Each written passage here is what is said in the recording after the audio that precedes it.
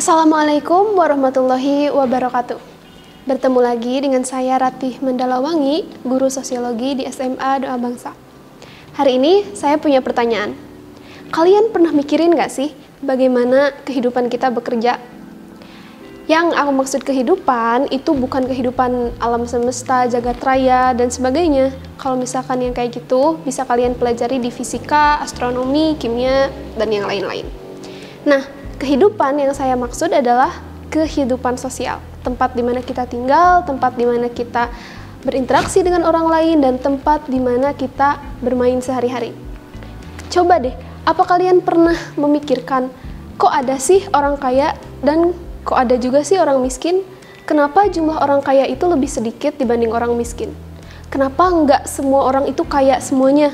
Atau misalkan kenapa nggak semua orang itu miskin semuanya gitu? Terus, kalian juga pernah mikirin nggak, kenapa ada orang yang bisa dapat pekerjaan dengan mudah dan ada juga orang yang susah banget dapat pekerjaan? Atau, misalnya kalian juga pernah mikir nggak, kenapa perempuan itu harus jadi ibu rumah tangga, sedangkan laki-laki itu harus jadi tulang punggung keluarga, gitu. Nah, sebenarnya pertanyaannya tuh masih banyak banget. Di dalam kehidupan kita pasti menemui banyak sekali peristiwa, gejala sosial, kondisi, dan pokoknya banyak sekali hal yang membuat kita bertanya-tanya, kok bisa sih hal yang kayak gitu terjadi? Gimana caranya? Dan kenapa bisa terjadi? Gitu. Selain dalam kehidupan sehari-hari, kalian juga pernah mikirin nggak, kenapa di dunia ini ada perang? Kenapa gitu? Ada sebagian masyarakat dunia yang mereka itu mainannya terus aja berantem, terus aja berkonflik. Sementara itu, tetangganya, di negara tetangganya gitu, atau di benua tetangganya, orang-orang bisa hidup dalam harmoni, orang-orang bisa hidup berdampingan sehari-hari gitu. Kok bisa gitu ada hal-hal yang berbeda, tapi lokasinya deketan? Apa gitu yang membuat hal tersebut tuh bisa terjadi? Nah, di dalam sosiologi, kita akan mempelajari hal-hal seperti itu. Oke, yang pertama kali harus kita pahami dalam memahami sosiologi adalah bahwa hidup kita, masyarakat kita, itu adalah sesuatu yang sebenarnya tidak normal. Kenapa dikatakan tidak normal? Karena, coba deh kalian bayangkan, apakah masyarakat itu tiba-tiba ada gitu? Enggak kan? Yang harus kita pahami dalam memahami masyarakat adalah bahwa dunia tempat di mana kita tinggal itu enggak tiba-tiba ada. Artinya, dia bukan sesuatu yang nature, bukan sesuatu yang natural. Nah, itulah perbedaan antara ilmu eksakta dengan ilmu sosial. Ilmu eksakta itu melihat bahwa apa yang ada di dunia ini, apa yang terjadi itu dia bersifat natural, atau dia berasal dari alam, sehingga hukum-hukumnya jelas, bisa dijelaskan, dan di mana-mana semua sama saja gitu. Nah, di dalam ilmu sosial yang perlu kita pahami adalah berbagai fenomena, berbagai gejala, dan berbagai hal yang ada itu dia bersifat nurture. Artinya apa? Artinya dia itu ada karena diciptakan oleh manusia, dan dia terus ada karena dia dipertahankan juga oleh manusia. Apa artinya? Artinya adalah bahwa kehidupan kita, kehidupan saya, kehidupan kamu, itu sebetulnya bukan sesuatu yang normal. Dalam arti, kehidupan masyarakat di berbagai tempat, di berbagai belahan dunia, itu berbeda-beda.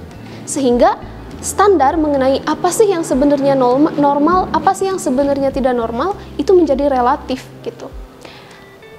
Sederhananya coba saja gitu, kalian pikirkan apakah ada di dunia ini masyarakat yang bentuknya benar-benar sama, komposisinya benar-benar sama. Atau misalkan jangan jauh-jauh deh, coba kalian pikirin apakah ada orang, individu yang sifatnya itu benar-benar sama, kesukaannya benar-benar sama dari A sampai Z. Itu hampir mustahil ya, kalau misalkan ada orang yang bisa benar-benar sama. Ada orang yang dia sukanya musik pop, ada orang yang sukanya musik klasik, ada orang yang gaya berpakaiannya cenderung lebih tertutup, ada orang yang cara berpakaiannya cenderung lebih terbuka. Nah, variasi-variasi semacam itu, perbedaan-perbedaan semacam itu, kalau misalkan kita lihat dalam sekilas aja sudah menunjukkan gitu bahwa di dalam masyarakat itu hal yang disebut dengan normal itu dia sangat cair, sehingga masyarakat, kita sendiri atau dunia di mana tempat kita tinggal itu sebenarnya dia selalu ada dalam proses becoming, selalu ada dalam proses menjadi. Nah, kalau misalkan kita pahami dari tadi, kehidupan sosial itu juga tidak ada bedanya dengan fenomena alam. Ada berbagai macam kompleksitas, ada berbagai macam misteri yang harus kita pecahkan. Perkembangan ilmu alam sudah berkembang sejak awal gitu. Mereka sudah bisa menyelidiki kehidupan dengan baik, mereka sudah bisa memecahkan berbagai permasalahan material dengan baik gitu. Tapi bagaimana dengan dunia sosial? Para ilmuwan pada abad itu mereka berusaha juga untuk memecahkan dan memahami berbagai permasalahan dan misteri sosial menggunakan pendekatan-pendekatan yang mirip dengan pendekatan eksakta. Sehingga pada awal kemunculannya, sosiologi itu dimaksudkan sebagai suatu ilmu untuk melakukan penyelidikan yang sistematis terhadap gejala sosial, untuk menjelaskan apa yang sebenarnya terjadi, mengapa dia bisa terjadi, dan bagaimana dia terjadi. Implikasinya adalah bahwa dengan adanya pendekatan ilmiah terhadap gejala sosial ini, kita jadi bisa melihat bahwa kehidupan kita itu sebenarnya nggak random-random amat. Kehidupan kita itu ada dalam satu pola yang saling berhubungan satu sama lain, yang tidak bisa dipisahkan.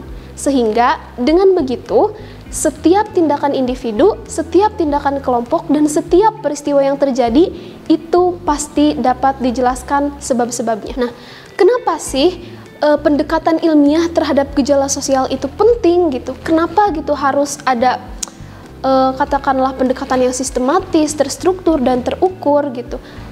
Kenapa itu menjadi penting? Alasannya adalah karena selama ini gitu, sebelum sosiologi muncul, sebelum ilmu sosial itu muncul, cara pemahaman orang terhadap gejala sosial dan pendekatan mereka untuk memecahkan berbagai masalah sosial itu tergantung pada sesuatu yang disebut common sense. Apa itu common sense gitu? Common sense itu adalah sesuatu hal yang dipercayai dan diyakini berdasarkan pendapat pribadi aja gitu.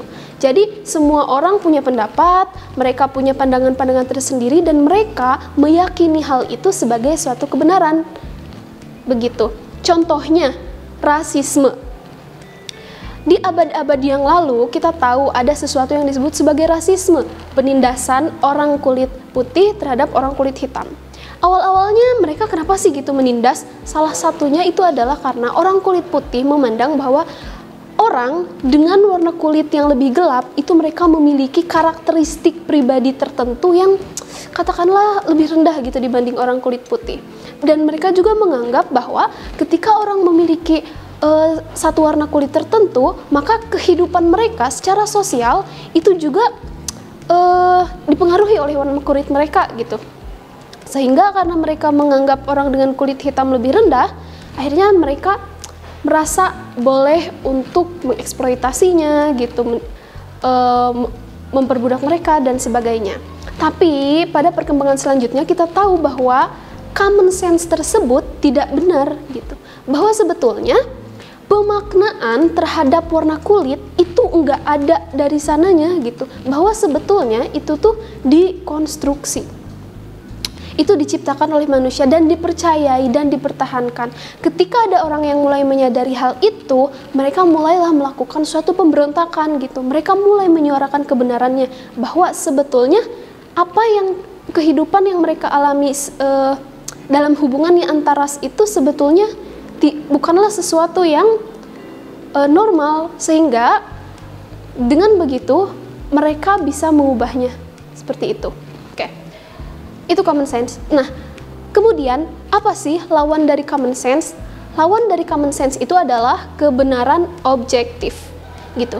Kebenaran objektif itu adalah kebenaran yang kita dapatkan berdasarkan hasil-hasil pengukuran yang dapat dipertanggungjawabkan dan kebenaran yang tanpa bias subjektif, gitu. Kebenaran yang memang dia ada di dalam masyarakat tanpa dipengaruhi oleh pandangan-pandangan pribadi, praduga-praduga, stereotip, dan pandangan-pandangan nilai yang cenderung memihak gitu. Jadi kebenaran objektif itu adalah kebenaran sebagaimana adanya.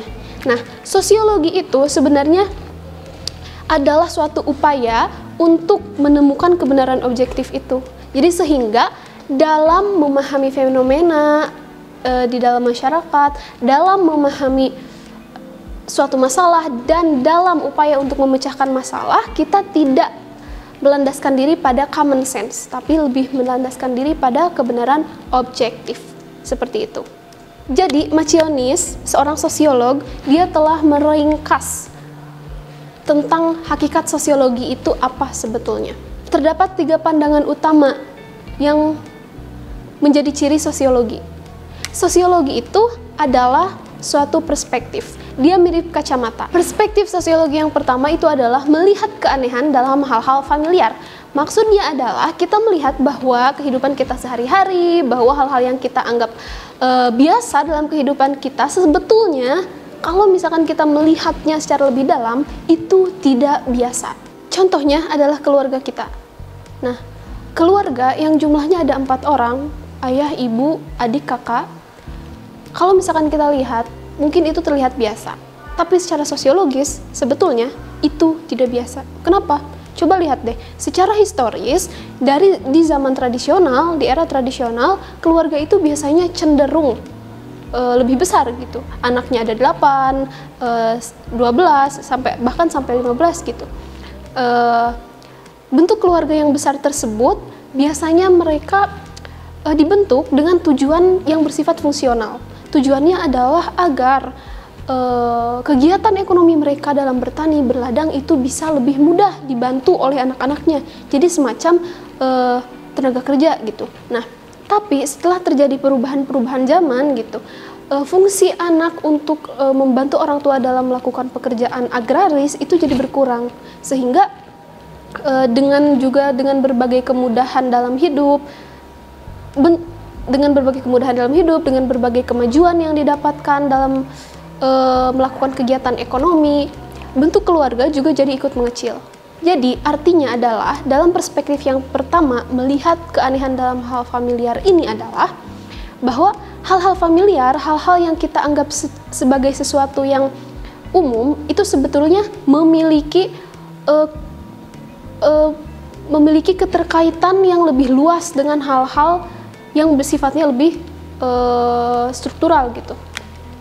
Yang selanjutnya ada perspektif yang kedua, yaitu melihat keumuman dalam hal-hal khusus. Artinya apa? Kita melihat bahwa suatu hal khusus, sekecil apapun itu, dia merupakan konsekuensi logis atau dia merupakan byproduct dari sesuatu yang lebih besar, dari sesuatu yang lebih umum. Contohnya apa? Contohnya misalkan ada orang yang seumur hidupnya tidak pernah kemana-mana, bahkan dilahirkan di pedalaman, tapi secara kultural dia mempraktikkan budaya-budaya barat gitu. Kenapa hal itu bisa terjadi? Itu kan hal khusus gitu. Nah, kenapa hal khusus itu bisa terjadi? Nah, ternyata kalau misalkan kita menggunakan perspektif yang kedua ini, hal khusus itu terjadi karena ada suatu perkembangan globalisasi gitu yang maha besar, yang memungkinkan berbagai kebudayaan, berbagai nilai, berbagai norma itu menyebar dengan secara luas dan dengan secara cepat gitu, sehingga bisa diadopsi oleh orang-orang gitu. Nah, dan bahwa proses adopsi itu dimungkinkan untuk terjadi, itu juga hal yang berkaitan dengan ternyata sudah ada kelonggaran nilai dan norma di dalam masyarakat bersangkutan dan sebagainya dan sebagainya. Nah, kalau misalkan kita melihat pada perspektif kedua ini, sebetulnya melihat hal-hal umum dari hal-hal khusus, kita bisa masuk ke dalam kajian sosiologi yang lebih luas lagi. Sosiologi dalam hal ini dia bisa menjelaskan hampir semua hal yang ada di dalam masyarakat.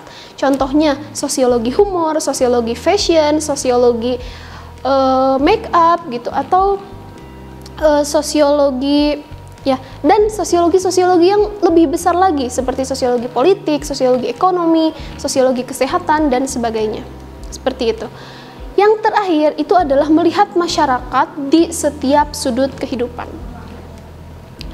Nah, artinya apa? Artinya bahwa dalam menggunakan perspektif sosiologi ini, kita harus menyadari bahwa apa yang ada di dalam masyarakat itu dia selalu merupakan suatu hasil dari konstruksi. Dia dibangun dan dipertahankan. Nah, jadi apa yang bisa kita tarik dari penjelasan sosiologi tersebut? Yaitu bahwa sosiologi itu merupakan suatu ilmu untuk memahami berbagai fenomena sosial di dalam masyarakat dan untuk mencari pemecahan masalah yang paling sesuai untuk berbagai masalah sosial itu. Dan dia bisa menjelaskan misteri-misteri dari yang kecil, individu, dari yang menengah, kelompok, dan dari hal yang besar seperti menjelaskan negara, menjelaskan sistem perekonomian dunia, dan sebagainya, dan sebagainya. Setelah mengetahui perspektif sosiologi ini, coba kalian amati fenomena di lingkungan sekitar kalian dan aplikasikan ketiga perspektif sosiologi tadi. Terima kasih banyak, sampai bertemu untuk membahas sosiologi yang lebih mendetail lagi. Terima kasih.